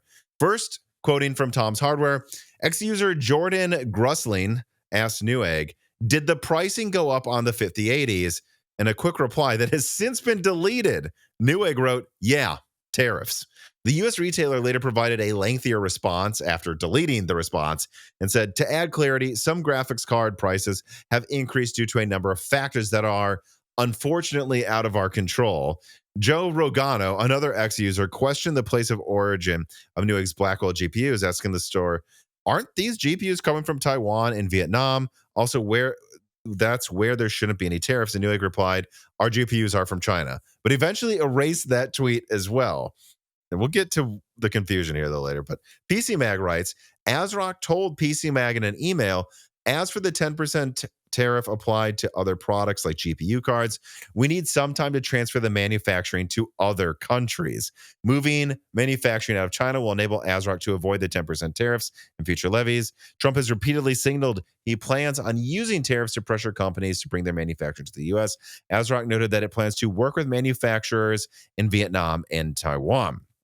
So, yep, one of the greatest cell phones in history, 2025 tariffs are definitely home. The 10% tariffs on goods from China has already been cited as cause for price rises. Manufacturers are moving to Vietnam, Taiwan, and Cambodia. A side note on that, so many parts go into GPUs, and they're usually finished in China, right? And then stockpiled in China. It doesn't really matter that the die comes from Taiwan. So much is still done in China. And the effect on the prices are already obvious, with 14 to 18% price increases made by Asus and MSI already, especially on their MSRP models, which are now definitely above MSRP, which, again, this answers another question I saw a lot in the comments. Yes, they are pushing the increased prices onto you. In fact, 14 to 18% price increases, they are doubly so pushing the price increases onto you, maybe milking it a little bit extra as well because they have an excuse. Furthermore, we also need to talk about the consequences of tariffs that many people seem to not understand. Now, I've already talked about the fact that just because one part's made in Taiwan, they still often stockpile or finished products in China. But we also have to talk about the supply issues inherently caused by tariffs. Tariffs simply cause shipping chaos. Both those established, so the 10% added tariff on China, the end of the de minimis exception, which means customs must now check every single trinket package from Temu, and those paused, like those on Canada and Mexico, that just messes with supply chains. When you do this, especially the de minimis thing, You now need to inspect far more products at borders, thus slowing down transit and also having to hire people to do said inspections, thus increasing shipping costs further. And so, no matter how you dice it, tariffs are going to increase prices across the board, even if you aren't even shipping to the US from China. Even anticipation of tariffs can impact shipping. As we have seen in autumn when AMD and Nvidia front-loaded shipments of products along with most importers to the US, leading to a spike in shipping costs that affected everything. For now, lead times will get longer, prices will go up with products connected to China, and because some prices are going up because they're connected to China, competitors will raise their prices even if they aren't. Yay! Yeah, I don't have, I don't know how much to add to this. It's just not good. Like, though a lot of these tariffs aren't in effect yet, because The worry itself, right? Because it's been so chaotic. I don't know. I don't know what is and isn't in effect at any given moment. But just the anticipation of it affects tariffs because, well, you don't know what's going to happen in the future. You don't know when you should ship things now or in the future. Like, other things that other policies like that I know better about. I've seen it like in the other policies being put in place and paused and everything. It's just like creating like, do we hire people in certain markets with this uncertainty? That's what uncertainty does. Is it just creates a market where people don't know when it is smartest to hire, ship, send, import, export, whatever. So everything goes up in price and markets get confused. Like, it's the chaos of this is going to be annoying for the next year, At least. even if the tariffs, for the next years, even if we see these tariffs go into effect and out of effect constantly. And I think it's important, after going from the quoting and the write-ups, to just break it all down one more time and try to make it as coherent as I can, like why these tariffs will raise your prices in PC gaming on pretty much everything eventually. If you do tariffs, especially the de minimis thing, where you can't ship little packages from your grandma, between places, the only way you prevent that is if you have people at a border checking them. So now that means even if the tariff was 1%, you need thousands of people measuring things or like scanning things. That will slow down shipping. Slowing down the shipping will raise prices. That will cause backups. You also need to hire people to check this stuff. That will raise shipping costs. So that's going to raise things far more than 10%. On top of that, let's talk about these AIBs moving their manufacturing, their packaging, final packaging of products outside of China. If you have to go from China to Cambodia, now you're desperate. Do you think someone in Cambodia is going to be like, yeah, we'll give you a better price than China? No, they're going to charge more because they hold all the cards. And so they're going to charge more than China did. That raises pricing. And just new hires. New hires. If you suddenly need to hire a bunch of new people, new employees cost more than retaining older employees. I don't know. Were we not to know that AMD literally had AIBs tweeting, get ready for the 9070 XT reveal before CES, I would have suggested maybe AMD shipped everything to Micro Center just to avoid tariffs, not even knowing if their drivers would be ready. And maybe they did. Maybe they did ship all their graphics cards thinking they'd launch then. And then the reason it looks so chaotic, again, tariffs cause chaos, is AMD went, well, we hope to be ready end of January, but even if we're not, we should ship them. At least they're here. Yeah. And so, I mean, look, I don't know what to tell you guys. This is going to raise prices. Even if the tariffs are canceled tomorrow, prices are going up and there's going to be a lot of shipping chaos. And so again, that's why I've been saying for a few months now, if you need a new product, you should get it now because it is going to become more expensive. And the genie is now out of the bottle. Prices will just be up at least for a few months. Even if everything was just walked back, it would still be. And if this continues, prices aren't, like noted here in the write-up, prices aren't going to go up by 10%. 10% is the base. And then you have more expensive shipping, more expensive checking costs at the border. So that increases shipping costs. And then because you have to move to a new country to do something, you're not going to remove the 10%. What you're going to do is remove about 5% because now you had to build a whole new factory, hire new people, warehouses, and also the people there are going to milk you a little bit because they can. And then because those prices go up, competitors to that are going to raise their prices as well because they can. So I think everything's going to probably get, I don't know, 20% more expensive or more for months. And it sucks. And it is just so fascinating to see Newegg say things like, yep, tariffs, but then delete it probably because they're scared to say tariffs make the wrong people mad, even though, it's just calling the sky blue. Yeah. So I don't know. You've been warned. I really think this is going to be something we have to follow every now and then. I hope this doesn't become another 2021 situation. But boy, is it feeling like it could be, except this time it's a cell phone. Let us now move on to story number 7. Yeah, sorry. There's a few interesting things. The wrap up. So these aren't the actual stories. These are the things that we think are worth mentioning that aren't full stories. But this one here could have been its own story. The initial version of the script had it as one. And that's that Kit Guru fully reassessed Arrow Lake after a bunch of patches. And it's interesting because there are some pretty big gains had here in some games with Arrow Lake. And the stability does seem to be notably improved. And so I thought we have to mention that in this episode, that Arrow Lake seems to be half fixed. Having said that, Leo at Kit Guru's opinion doesn't seem to have changed that much. It's like, yeah, but AMD's prices have also dropped. So it's still hard to come up with why you would get some of these products, but I think it is worth mentioning that it bears mentioning that they have improved the product over time. Yeah. All right. New Intel CEO rumored. To be honest, so it's Tom Caulfield. There was something with like stocks being moved, and I haven't really followed this closely. Again, that's why it's not a full story. But I will say, yeah, I don't know. Intel's new CEO may be chosen soon, is what it seems like here. Well, yeah, and it's coinciding with like him stepping down as Global Foundries. There was CEO. that as well, and I got confused for a second looking around at this because I saw Global Foundries in Malta, and I was like, Malta. It's just Malta, New York. Oh yeah, but yeah, that's right. It's Global Foundries.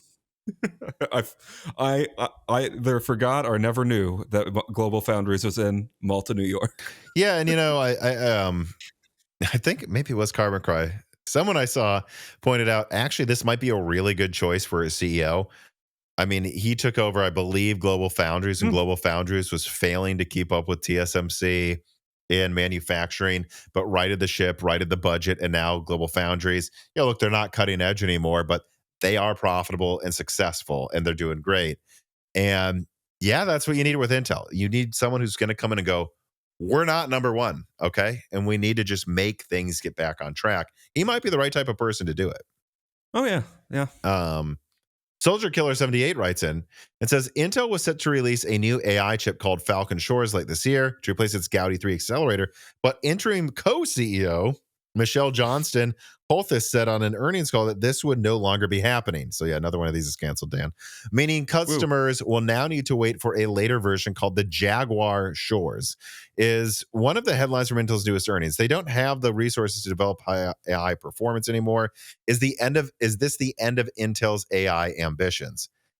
I don't know, but it's hard for me to see like how right before he left and still tweeting a lot, Pat Gelsinger giving us an opinion we don't want anymore, saying, Intel's going to catch up in AI still. And it's like, you canceled, you canceled Rialto Bridge. Now you canceled Falcon Shores. If you're a customer, why would you even be talking to Intel reps right now? You have no idea what they're going to release. And I don't know, maybe Jaguar Shores will be something, but to me, it looks like they continue to fail to be able to make a competitive AI product. Well, I mean, that's certainly the takeaway from them canceling another AI product. Is this the end? I don't know. I don't think you can necessarily say that until they just cancel their AI division, which I just don't think they can do in this market. Yeah. All right. Also, this didn't quite become its own story, but we have a reporting here from AMD and Intel for their Q4 earnings. With Intel, I don't think there's that much to say. I mean, I believe I tweeted something on their roadmap for data center and AI. They said increasingly competitive roadmap, and it's just a straight line down in revenue. And I'm like, looks increasingly competitive. And they canceled Falcon Shores. Very competitive AI roadmap, Intel. Very competitive. And then on top of that, there's also the 0 earnings per share. I don't know. I mean, for in this quarter one outlook. Yeah, they expect to have no earnings per share next quarter. Again, I don't know. It's not interesting, or it doesn't make for good listening. I suspect for me to just say things are bad at Intel. So I covered the news. It looks very, very bad. They're going to have a new CEO soon, it seems. But I think they also probably need a buyout because I'm not seeing how they survive much longer. Yeah. And then with AMD, there's been a bunch of people arguing about it, but I think the thing I would point out from AMD's earnings are they seem to be generally doing pretty well, but it is worth pointing out that their gaming revenue is pretty goddamn low right now. I think, and there's a tweet here from Shravan Kandajala who says, despite $26 billion in revenue in 24, AMD exited without a 10% customer. Sony used to be a 10% customer except for Europe, Japan. All other regions at an all-time high. Singapore stands out with 14% contribution. Japan saw steep declines due to reduced PS5 contribution. And so you have a situation here where Sony formed $4 billion of AMD's revenue, and AMD's gaming revenue was 6.2 for 23 was 6.2 billion, 22 3.8 from Sony, 6.8 from billion. This year they got 2.6 billion. So gaming revenue is crazy lower with AMD. And I would just say Xbox is gone. Sony has reduced revenue from hardware, and at their gaming, they delayed RDNA 4. So on the one hand, I'm like, yeah, that's concern for AMD. Their gaming revenue, it's like very, very small percent of their company now. But at the same time, if I were to pick a quarter for the worst gaming revenue, it would be when Xbox falls apart and you fail to launch the next generation while you run out of supply for the previous one. So I'm more interested to see what happens quarter one and quarter two with AMD's gaming revenue. But yeah, I mean, look, they're not launching a high-end graphics card for a reason, I think. Yeah, I mean, it's not apocalyptic, but not good. And you can make the argument for why it's not, but it on paper doesn't look great. And I guess, I don't know, this would be around when a console starts to is probably a bit past its peak. I mean, the PS5 is in its fifth year. Yeah, is going to its fifth year. So I think the biggest buying years are usually like 2 through 4. Yeah, pretty much. So, and the PS5 Pro helped, but it doesn't make up for Xbox disintegrating. You know, so I guess we'll see. Again, though, I would just point out they ran out of supply of the previous gen, didn't launch the next gen of graphics cards at the same time. That what they would have hoped would be a third of their console revenue fell completely apart. Well, with that is Xbox, will PlayStation wind it down a bit. So we'll see what happens here. But this is why I've reported, like, if RDNA 4 is a slam dunk, you should get it if you want to get a new graphics card, because this is the type of thing that would signal to AMD, like, if this is worth it, because last quarter, I don't want to like give them more credit than they deserve. It's like, thank you for making graphics cards still. You can make the same argument to Nvidia. I mean, to be honest, for both of these companies for different reasons, but it's the same situation. Yes, Dan, there is an RX 650 GRE. It seems to be in between the 7600 XT and 7600 in performance with just 8 gigabytes of RAM. I have nothing else to say, but I will report every time there's a new GRE because I don't get why Golden Rabbit will not end. It's the never-ending year of the Golden Rabbit, and I'm just looking at it. So what a GSE? That GS sounds cool. Snake. Tom, you're not thinking big moves. I'm not thinking. It's the year of the Golden Rabbit, Tom. The year of the Golden Rabbit will never die. Yeah, shut up, nerd. It's Golden Rabbit time. And I'm just looking. So this is just a 3% overclocked 7600. Like, cool, I guess. Very cool. Also, there is evidence that the Nintendo Joy-Con has also works as a mouse. There's been some people pointing out differences in it, right? You sent me this one, is that No, right? there was a yeah, there was a I believe it's from Ars Technica. Noticed well, the article I linked was Ars Technica, but people found a patent for a Joy-Con that can be used as a mouse that was submitted by Nintendo. I think I've seen people talk about And this before too. it doesn't necessarily mean it's in the Switch 2, but a bunch of people that are fans of Mario Paint are very excited. I mean, if it's easy to do, it's It's not a cool. dumb idea. I mean, you could have RTSs come to the Switch too, and you could just play them like it's a mouse. I think it's a good idea. You could do virtual air hockey with it. You could do air hockey. You could do air hockey. That might be fun. So then that would be the type of little thing I would expect Nintendo to innovate on, to add like fun little arcade games to play. Mhm. Also, I'm just throwing in here as a shout out. I was interviewed by gamer.nl. There's a link in the description about the Switch 2, what it will likely cost, how it will perform, and show them some love. If you're listening, click on that link in the description to the Switch 2 interview so that, more interviews happen. Gets the channel name out there. There's a good interview too. I think it's a really well written article. We make fun of the media, but this is a well written article. Also, I just thought this was funny. I don't have much to say. I also like the hardware unboxed video about it because they very competently made Steve in Kingdom Come Deliverance 2. It really does look like him. I thought that was very funny. It looks like him. Looks like he's Steve. But there's a lot of talk going around about how this game just runs really well. It's really well optimized, and it's kind of adding on top of has Unreal Engine 5 really helped with anything?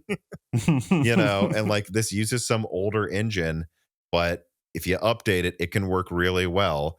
People, why does like Call of Duty keep modifying their old engine? I don't know, because it doesn't stutter. Yeah. And I don't know. I just thought that's worth pointing out as well, that like, look, this game works and it didn't need anything insane to do it. And it wasn't even by a gigantic dev. One could say it just works, Tom. It isn't to call other devs lazy, but that is to go, I just wonder if some of them are too bloated that it's slowing them down. Mhm. All right.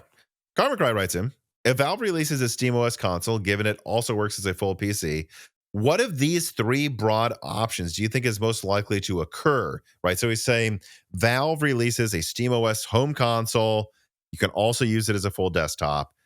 And he goes, do you think this could happen? Number one, do you think Microsoft would stop doing Xbox hardware at most some gaming service laptops all at once in many PCs, get Xbox branding? Maybe. Number two, Microsoft continues Xbox hardware as full consoles with no PC compatibility or capability. Or three, Microsoft continues Xbox hardware as hybrid console with added capability for applications like Office and proper browsing. And if three, do you think Microsoft can, should, or would update Series X and S? Oh, this is interesting, to add basic PC style apps like Word and Excel. Option number three sounds like the dumb thing Microsoft would do. Like they love this Surface RT nonsense, not giving you full Windows on some devices. But I mean, that's an interesting question. Like if Valve makes a SteamOS console and they let you install Windows on it, does that, in your mind, Dan, force Microsoft to react? Because I'm not sure if it does or doesn't. Like it would have to sell much better than people talk about the Steam Deck more than it's bought. I mean, I don't know what it's bought, like 5-10 million consoles, I think. If it sold gangbusters, and I mean, gangbusters like it's for them would be 20 million. Yeah, I'm saying like it's actually getting into like the major console territory sales, then I think that Microsoft has to reevaluate what they're doing to some extent. I wouldn't mind if Xbox just had full Windows capability, but I don't know if they have any interest in doing that. I think there's definitely some doubt at the company on if they want to keep Xbox like as a hardware company or as a hardware focused brand, and if they want it to more just be like this is the thing that makes Microsoft popular. Everybody loves Xbox or whatever, like keeping it as a brand for that. So if it sold like 20 to 30 million, something like that, I think Microsoft has to reconsider. If not, I think they just keep going with 2, although I don't think they're going to really swing for the fences as far as performance goes next time. I think they're just going to go with something maybe between a Series S and Series X in performance. And just try to have good time to market and price performance and call it a day. Yeah. Yeah. I feel like the idea and that they would just keep doing what they're doing seems insane to me. How could they possibly just keep doing what they're doing? It's not working.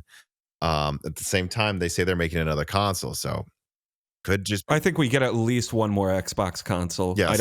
But do you think it will be exactly the same game plan as now, or do you think they will let you run like full Windows or some hybrid Windows on it? If it were a hybrid cut down version of Windows that only has some of the capabilities, I wouldn't be that into the idea. The whole point of Windows is that. If it's full Windows, cool. If you can sell a full Windows PC that also doubles as a gaming console for like $400, I think a lot of people would be excited about that. Mm-hmm. Even if it's not that great of a gaming console. Yeah, I feel like they have to at least do a hybrid approach. I just can't see them doing the same thing again. I can't. It's very hard. I don't know, Carbon Cry. I think I could see one. I could see any of those really happening. I feel like it would be 1 or 3. Something in my gut tells me they're not going to let you put full Windows on it, but I hope I'm wrong. Yeah, just my gut. Does your gut tell you they're actually going to do it? No. And do you think they would update the Series S to run full Windows? I don't think so. No, but do you think they would? What he's asking, do you think they would add a Excel to the Series S? Oh, right. Or Word, at a minimum. Which I don't know if you could do email. I guess that might be good enough for like a college student. But it's not any college student unless they're like an English major needs to be able to run some app the school does, right? Or like some math software like MATLAB or AutoCAD. Like any STEM field is going to say you need to be able to run full Windows or Mac or Linux. You can't just Word will get you by. And even English majors, I got to imagine there's some special type of like word processing or like some, like I forgot there was a name for one of them that they used for like some sort of storytelling or making stories. Like, come on. Yeah. I think it needs to be full Windows to make any sense. Root Knight writes in and he says, let's say Valve wants to do both a handheld and a home console. Would you say it's more cost effective to work a way to use Strix Halo for both, use Strix Point and Strix Halo, use Strix Point for both, and you add a dedicated GPU, or do some other solution? I think the most sensible thing, as I've kept saying, is a custom APU. I think a custom, I don't know what it would be, but my guess at this point would be RDNA 5/UDNA and Zen 6 8-core or 10-core, maybe 10 cores. And then just big enough that if you overclocked it and put it in a box, it could kind of compete with AAA gaming consoles, but just small enough that if you slightly cut it down and downclock it, it works in a handheld as well. That's what I think they would do. The only thing with Valve I'm not sure about is do they have the resources to do anything other than off the shelf or semi-custom? Because you have to keep in mind they're a significantly smaller company than PlayStation or Xbox. Like just those divisions of the companies. Yeah, even they are. I would feel like it could be some joint venture though, maybe. Yeah. And who knows, maybe this could be them. The way I would conceive of this working out is, they basically did this with the original Steam Deck. AMD made something, I believe, for Microsoft Surface. As usual, Microsoft screws over AMD. And then AMD has this design for Van Gogh, an 8 compute unit, 4 core, perfect for like a ultra thin and light, kind of Lunar Lake before Lunar Lake, honestly, is what really is in the Steam Deck. And just older tech than Lunar Lake uses. So they eventually called it Aerith.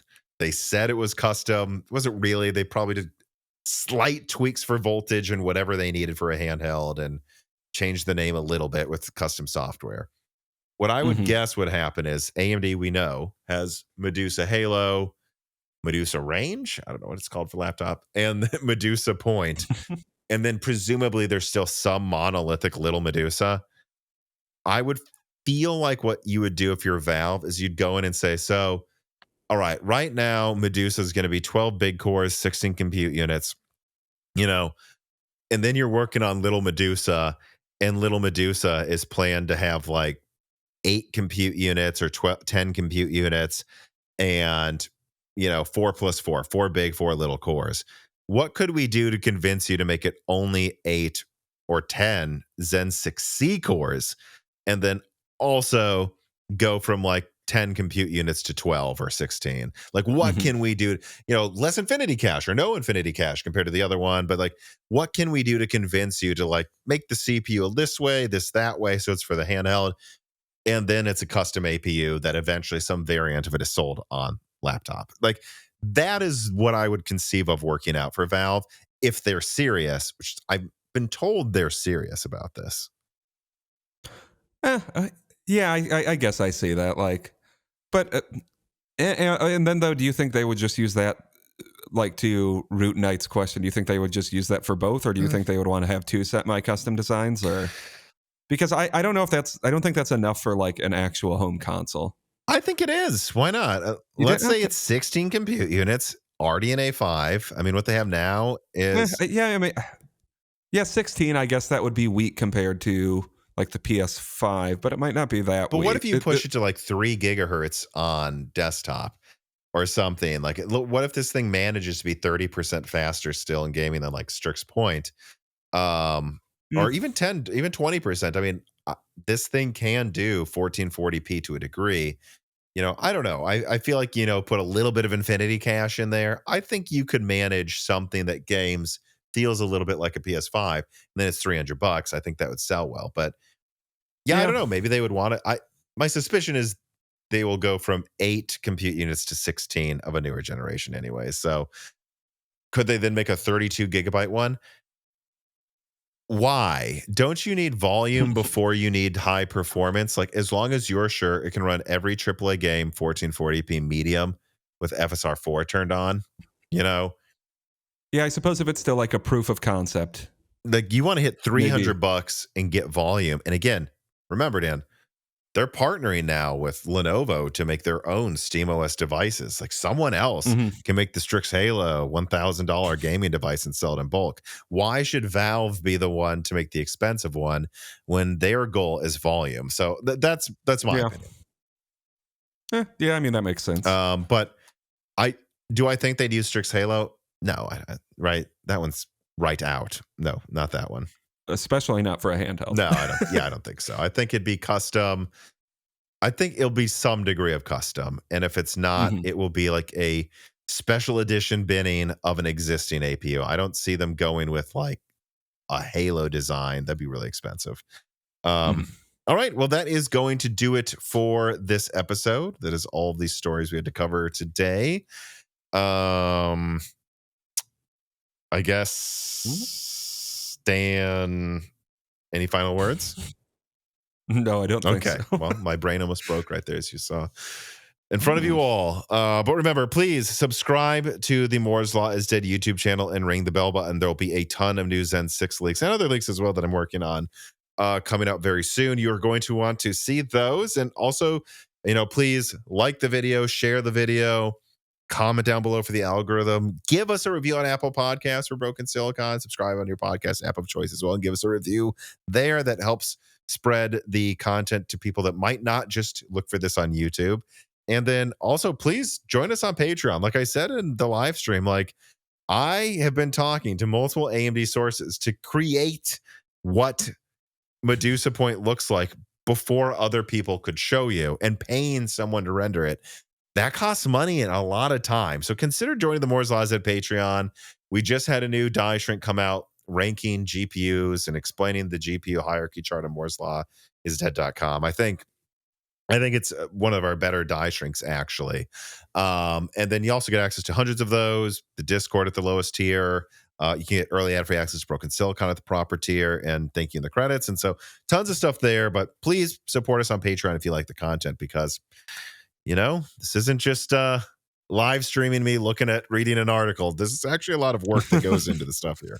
Yeah. But all right, I'm starting to ramble. I'm clearly getting very tired. Thank you for watching. Thank you for listening, and have a good week, everybody. Goodbye.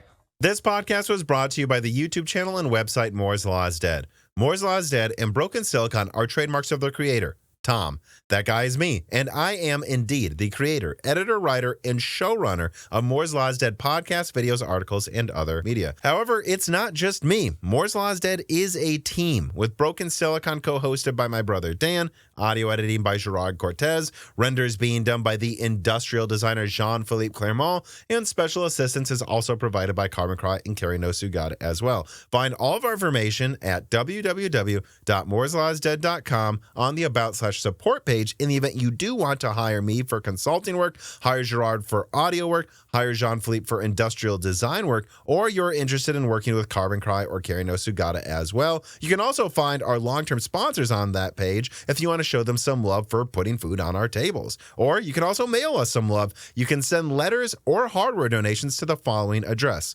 Moore's Law is Dead, P.O. Box 60632 in Nashville, Tennessee, zip code 37206.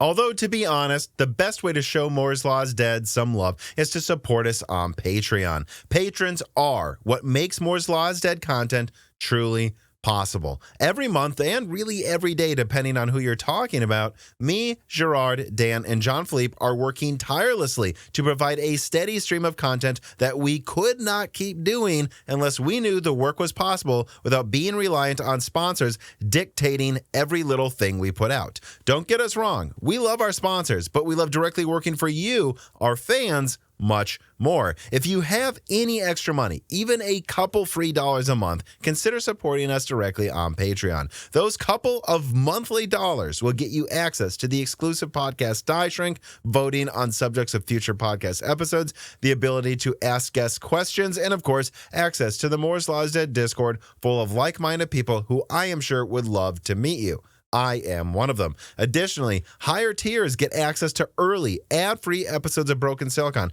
the ability to ask questions in all Broken Silicon episodes and Loose Ends live streams ahead of the recording, and the entire back catalog of Moore's Law is Dead podcasts, in addition to having thanks in the credits of videos and podcasts depending on the tier, with other perks available as well. And hey, if you cannot afford to support us directly every month, please do share Moore's Law is Dead videos and podcasts with friends and family, and on social media and websites like Reddit, and give Broken Silicon a 5-star review on Apple Podcasts or your preferred podcast app of choice. All of this does really help us so much. But like I said, this podcast would not be possible without the patrons directly providing predictable and reliable support every month. And so now it is time to give a personal thanks to the greatest of the fans. The following supporters are at the 10 gigahertz or higher supported levels: Brad Medlin, Drita Foles, Egis, Daniel D, Deke, Nicholas Buckner, Aaron Close, Jan Rauner, Daniel Hyatt, MJB1, GZ Ziggy, Toka, SNES Chalmers, Jerem Ferrier, Valkamalev, Jensen Wang, Gregorius Hecker, Sarcastro, Chris Trick, Evan Dingle, Compressed AI Blocks, Hal Booma, Shredburb, Sammy Malas, Jordan Simkovic, The Boss Haas, Chrysantine, Jonathan, Franco Frederic, Jake223, Jake Martin, Neith Zing, Slicky, Meat and Pork, Tim Robb, Ian Clifford, Travis Gooding, Jamie Witters, Matt, Zootsuit Taylor, Stephen Coates, Greg, Michael McVie, Patty Cakes, Gamers Unite, Amiable Chief, Mark Mitchell, Tommy, I Should, James Anderson, Mark Raidmaker, Colad, Cameron, Henry Zhang, Wesley Sager, Michelle Pell, Dexa Puma, Mai Sharona, Reginald Ari, Teak Autumn, Winwang, Winstar, Corey Leonard, James I. Raider, Little Germany, Shay, Milton, JSMMH, Melodic Warrior, Brett Jones, Chuck Glidden, Mac Daffy, Stephen Dick, Justin Bustle, Austin Haggerty, Joe Foot, Ryan Scanlon, Harlan, Jansen Angima, Joseph Kelly, Slushpop, Hum Segung, Mail Val Verga, Sisyphos 7771, Brian Wright, The Forbidden Juice, RB Racer, Alex Vega, Dr. J Mad, Free D, Jeffrey Gentleman, Michael Cosi, John Swin, Crystal Joe, Elbergun, Keekum, Solarized 80, Thalo 215, Brian P, Sprutnik, Hudat 42, Cornster 671, Penta Winter, Hal Richard, Omega Doge, Mr. Tiger, John Wick Boomstick, Hugo, Ander Kiwi, Curry King 3, Nixus Mania, Porcelain Oats, Steak Farm Snake, Sakosha, Raichi Bowles, Kevin Coots, Stove, Armand Vakchua, Jonathan Harris, and of course, thank you to Sahara for the music.